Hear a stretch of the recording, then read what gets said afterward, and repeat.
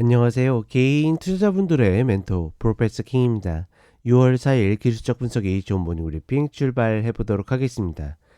자, 일단 미국 같은 경우에는 전반적으로 이 패턴이나 흐름, 어떤 수급 구조나 종목들 움직임으로 봤을 때는 그러니까 끝물에 가까운, 그러니까 즉 상승이 어느 정도 마무리될 수 있는 그런 이제 여지들이 계속 나오고 있습니다.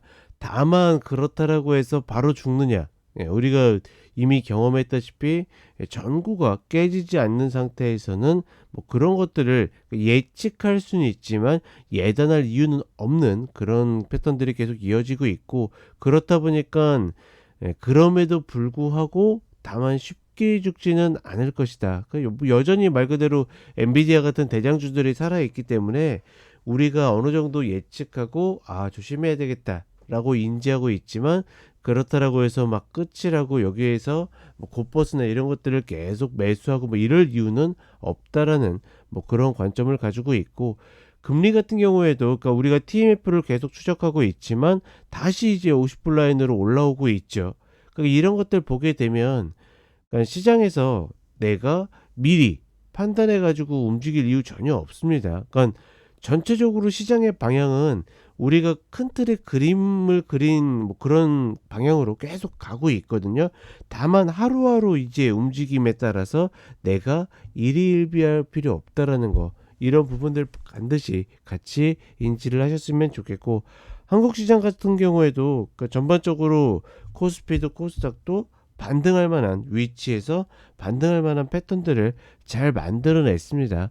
다만 문제는 지수는 괜찮은 패턴을 만들었는데 종목들은 딱히 그렇지 않다라는 거.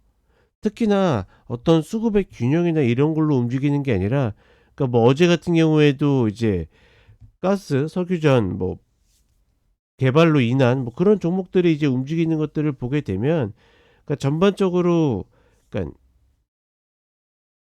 약간 페어하게 움직이지 못한다? 그러니까 수급의 균형이 이제 딱 힘을 겨루다가 무너지는 쪽으로 움직이고 이래야 되는데, 그런 것보다는 그냥 이슈 따라서 굉장히 각계전투로 움직이다 보니까 조금은 어렵게 느껴질 수 있다.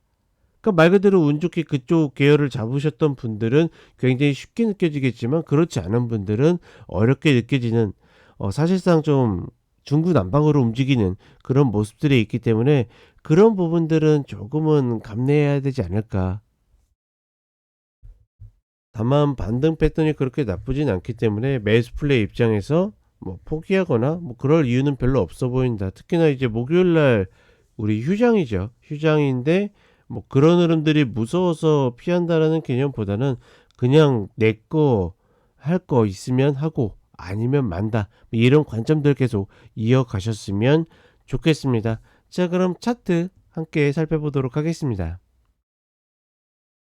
자, 나스닥 선물 30분 흐름을 보게 되면, 약간 이런 것들 보게 되면 굉장히 시장이 기사회생으로 올라온 것 같지만, 반대로 이야기하면 그만큼 계속 매도 압력을 받고 있다라고 보시면 되겠고, 그 매물들을 장 후반에 어떻게 보면 좀 테크닉 있게 다시 되돌려 놓고는 있지만, 지금 위치에서는 밑꼬리가 많아진다라는 것 자체가 매물을 막고 있다라는 증거 중에 하나이기 때문에 그렇게 썩 좋게 느껴지진 않는다, 보이진 않는다, 이렇게 보시면 될 것 같고, 다만 그럼에도 불구하고 말 그대로 전구가 깨지지 않았는데, 즉 어떤 기술적으로 확정된 흐름이 없는데 내가 약간 예단할 이유는 전혀 없다라는 거, 뭐 그렇게만 인지를 하시면 될 것 같습니다.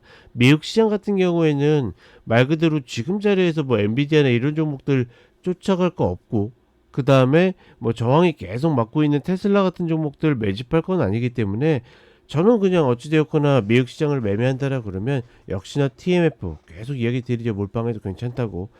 그런 대안 있는 그냥 종목들을 하시는 것이 가장 좋지 않을까, 여전히 그렇게 판단하고 있습니다. 그리고 한국 시장 오게 되면 코스피 같은 경우에는 뭐 120평, 그쵸? 이 자리 밟고 올라가고 있죠. 이 자리 쉽게 깨지지 않는다라고 이야기 드렸고, 결국은 이 사이에서 계속 움직일 가능성이 높지 않겠는가. 재밌는 거는 코스피는 어제 이제 올라가는 종목들을 보게 되면, 그러니까 머리로는 이해가 돼요. 그쵸? 뭐 예를 들어서 현대차, 뭐 좋겠죠. 뭐 여러 가지 실적이나 뭐 환율 수혜도 있고, 그런 것들은 이해가 가지만 개인 투자자분들이 잡을 수 있는 자리가 있느냐? 라고 봤을 때는 없다. 대체적으로 코스피가 계속 그러한 형태로 올라가고 있기 때문에 그래서 개인 투자자분들은 코스피가 올라가도 그렇게 할 만한 게 없다라고 이야기를 드리는 겁니다. 그나마 코스닥이 할 만한 흐름들이 있는 것이고 일단은 829 라인에서 뭐 그렇게 중요한 라인은 아니라고 이야기 드렸습니다.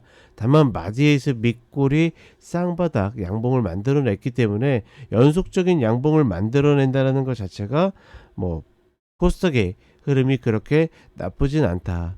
다만 마찬가지로 종목별로 기복이 크고 또 종목별로 움직이는 패턴들이 조금 다르기 때문에 종목 선택에 따라서 굉장히 좀 내가 좋고 나쁨이 명확하게 갈리는 그렇다고 그러니까 너무 내가 그러니까 좋지 않은 종목 예를 들어서 2차전지 아직까지 고생하고 있죠. 들고 있다라고 해서 뭐 시장을 포기하거나 힘들어할 이유 없습니다. 결국은 이 지수의 흐름으로 균형을 잡을 그 수렴할 그럴 가능성이 높다라고 보기 때문에 그런 것들 너무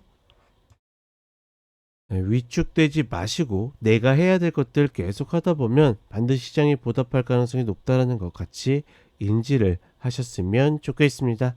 자, 이렇게 이야기 드리고 저는 12시 전에 다시 런치박스로 돌아오도록 하겠습니다.